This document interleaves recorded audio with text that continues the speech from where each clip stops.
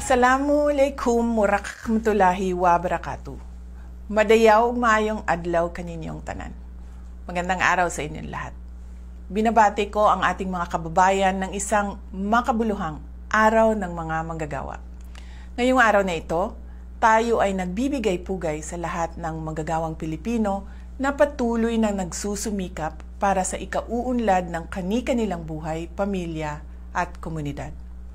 Ako ay sumasaludo sa inyong katatagan, talino at kasipagan na inyong ipinapakita sa inyong kani-kaniyang sektor sa loob man o sa labas ng bansa.